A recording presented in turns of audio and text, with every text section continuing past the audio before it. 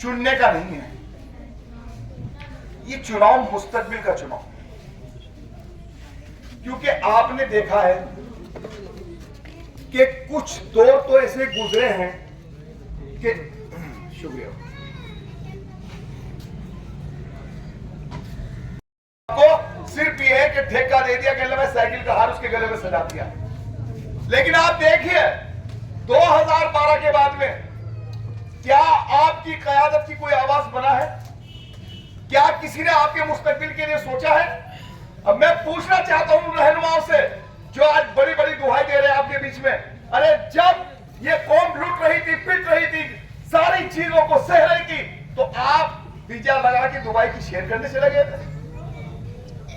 गलत कह रहा हूं, सही कह रहा हूं भाई? है? अरे भाईचारा बनाने के बजाय एक प्रतिनिधि की जिम्मेदारी होती है कि भाईचारा बनाना और दंगे को खत्म करना। क्योंकि सर समाज के लोग जहां पर रहते हैं, ये भारत वो मुल्क है जहां एक दूसरे को प्यार करते हैं। अगर दिवाली सुनील के यहाँ होती है तो अरशद राना जाता है, और अगर मुस्तकीम के यहाँ ईद होती है तो सुनील जाता है। तो साथियों, तो भारत देश है वहां, और हम नफरतों का बाजार बोल रहे हैं। चंद लोग हैं, वो चंद लोग सिर्फ जो इस भारत के गुलदस्ते को नजर लगाना चाहते हैं, जो हमको और हमारे भाइयों को बांटना चाहते हैं। लेकिन मैं आपको बता दूं कि बैरिस्टर असदुद्दीन ओवैसी वे आवाज है जब वो संसद में बैठते हैं और संसद में अपनी बात वो उठाते हैं, तो कोई भी बात उनकी संविधान से अलग नहीं होती। साथियों, जो बाबा साहब ने संविधान लिखा है, लोकतंत्र की आजादी दी है, किसी की औकात नहीं जो उनकी जबान को पकड़ने, क्योंकि वो संविधान पर बात करते हैं, वो कोई गलत बात नहीं करते। साथियों, आप बताइए, ये 1 साल का चुनाव है, ये 2024 का चुनाव, ये मुकद्दर है आपका कि आपको 2 साल में 3 बार वोट डालने का मौका मिल गया। भाई असल तो बात ये है, ये बताओ आप कि आपका 2022 का चुनाव तो हो चुका, अब तो 27 में होना था ये चुनाव, लेकिन यहाँ लोकसभा हुआ, फिर उपचुनाव हो गया साथियों, फिर आपको चुनने का मौका अल्लाह ने दे दिया। लेकिन इस चुनाव में अगर आपने अपने मुस्तकबिल के लिए ओवैसी साहब को वोट कर दिया, तो आपकी बुलंद आवाज क्या भाई लोकसभा में और विधानसभा में गूंजेगी नहीं गूंजेगी? बताओ बात है। अरे जब तुम्हारा रहनुमा नहीं होगा, तुम्हारा रहबर नहीं होगा, तो तुम्हारी आवाज कौन उठाएगा? भाई हमारा रहनुमा राहुल गांधी, हमारी रहनुमा प्रियंका गांधी, हमारी रहनुमा मायावती, हमारा रहनुमा अखिलेश यादव, हमारा अपना भी कोई रहनुमा बनाया गया? भाई हम तो सबको सीने से लगा रहे हैं, कोई हमें भी सीने से लगा रहा है कि भाई यार आवाज नहीं आ रही बाबू, खामोश नहीं। अगर मेरी गलत बात है तो उसका विरोध करो, मेरी सही बात है तो आवाज में आवाज मिला कहो कि जिंदाबाद ओवैसी साहब, जिंदाबाद।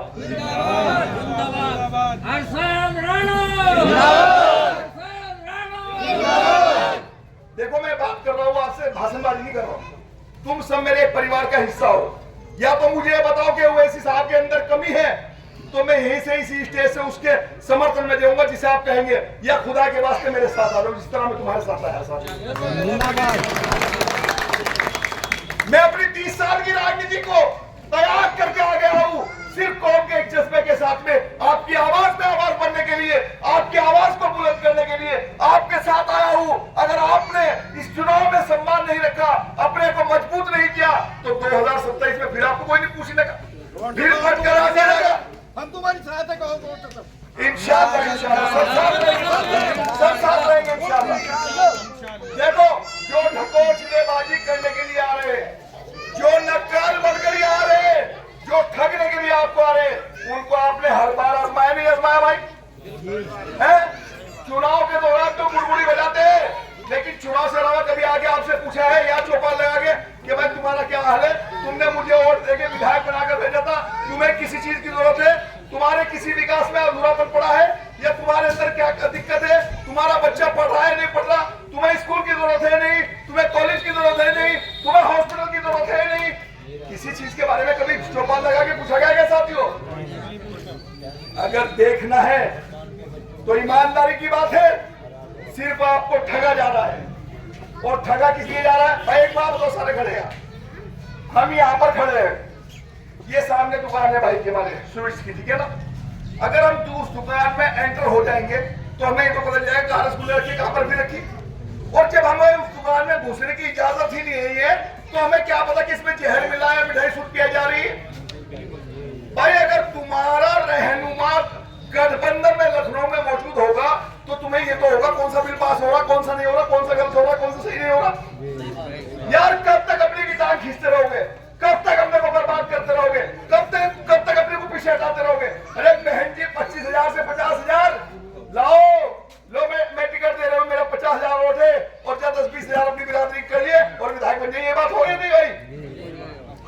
चुप कर जाएगा कि हमारे 1.5 लाख 10-20 हजार अपने बना लिए भाई, बना लिए। हमारे 1.5 लाख और जो वहां पर ठेकेदारी ले रहा है उसकी इस विधानसभा में 90 वोट, अखिलेश यादव की इस विधानसभा में 90 वोट है साथियों। और ठेकेदार कौन? अखिलेश यादव। आपको कोई सीने से लगाने के लिए तैयार नहीं है, लेकिन इसकी कमजोरी, हमारी कमजोर ये बुनियाद है जो हमने रखी है, जो हमने सजा रखी है साथियों। हम चाहते हैं कि या तो मैं बेबाकी के साथ ये कह दो कि अरशद राणा तुम गलत हो, और या तो कह दो कि हम तुम्हारे साथ आ रहे हैं। कई सीकरी में खुदा के वास्ते मगरिब का वक्त हो रहा है। अगर आपको ये लग रहा है कि तुम्हारा भाई दिल से बोलना है, अगर आपको लग रहा है कि वैसी साहब संसद के अंदर दिल से बोलते हैं, तुम्हारी आवाज को बुलंद करते हैं, अरे जो लोकतंत्र की दुहाई देते हैं, हिमाचल प्रदेश में क्या हुआ? मोहब्बत की दुकान तो खोल रहे हैं, हिमाचल प्रदेश में क्या हुआ? आवाज बुलंद हुई है। कोई नफरत का बाजार बना रहा है, कोई मोहब्बत की दुकान बना रहा है। वोट किसकी? मुसलमानों की। राज किसका? तुम्हारा। नहीं चलेगा, नहीं चलेगा साथियों, बहुत सही है। अब अपने को मजबूत करने का टाइम आ गया, दूसरे साथी भी आपके साथ आने को तैयार है।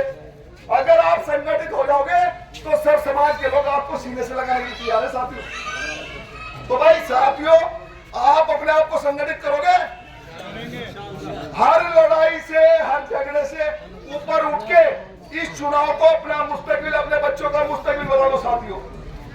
कल के बारे में सोच लो। अगर तुमने फैसला नहीं लिया तो तुम्हारी जो अगली जनरेशन है वो तुमसे हिसाब पूछेगी साथियों कि कहां सो रहे थे जब वैसी आवाज दे रहे थे,